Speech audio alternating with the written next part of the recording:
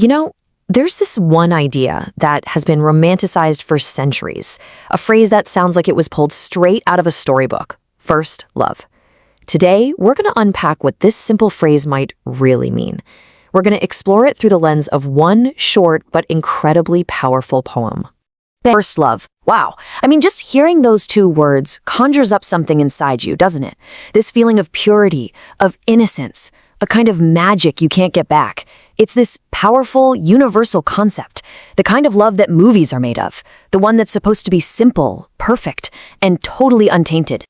And let's be honest, for a lot of people, this is the absolute dream, right? To be the very first chapter in someone's love story. To find a partner who comes with a clean slate, no complicated past, no old chapters to read. It's a really beautiful ideal, but is a blank page really what we're after? What if this seemingly simple wish for a fresh start is actually a coded request? What if it's asking for something way more profound, way more complex?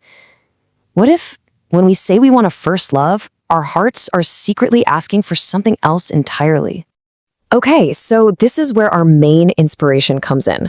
We're going to be looking at a short poem called The Eternal Script of First Love. And it's incredible because it challenges this whole idea head-on. It really forces us to dig deeper and ask, what is the real question being asked when we wish for a first love? So the poem kicks off with these two lines, and boom, right away, it just tosses out the idea that love is just some singular event. Instead, it makes this bold claim. For love to mean anything, for a life to feel rich and full, a simple feeling just isn't going to cut it. You need a story. From the get-go, we're being asked to see love not as a moment, but as an entire narrative. So what the poem is really getting at is that the value isn't in the blank page. It's suggesting that what makes love, and life, for that matter, so precious isn't the absence of a past, but the presence of a rich, messy, detailed narrative. A story that's been well and truly lived. All right, so how does that happen? How does love go from being just a feeling to becoming this complex story that the poem is talking about? Well, let's break that down. Think of it like this. A feeling, that can be fleeting, right? But when you start stringing together moments, the amazing ones, the tough ones, the wins, the heartbreaks, they build on each other. They become an accumulation of life. And that whole accumulation, that entire history, is what creates a totally unique, one-of-a-kind story. It's the very thing that makes a person who they are. And let's be super clear here. When the poem says story, it is not talking about some perfect fairy tale. It means the real, messy, beautiful, complicated deal. It's someone's complete personal history. All the experiences, all the lessons learned, the scars, and the successes that have literally forged them into the person standing right in front of you. Okay, so if love is really all about this story, then what does that mean for the person who is still asking for a first love? This is where the poem does something absolutely brilliant. It connects these two ideas that seem to be complete opposites. And right here, the poem turns the spotlight back on us, the reader. After building up the importance of a story, it says, and you're asking for first love. It's such a direct, almost confrontational line, and it's setting the stage for a huge revelation.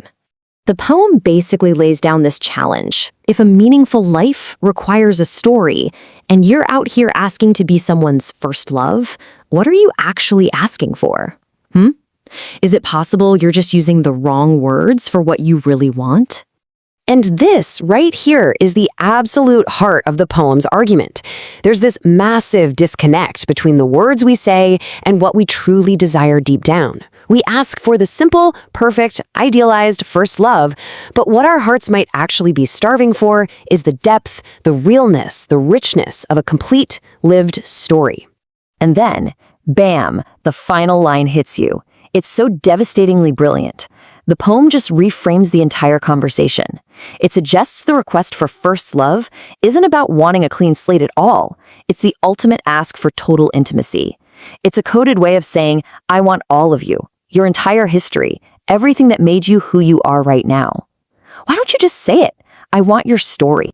So this brings us to the final and maybe most important takeaway.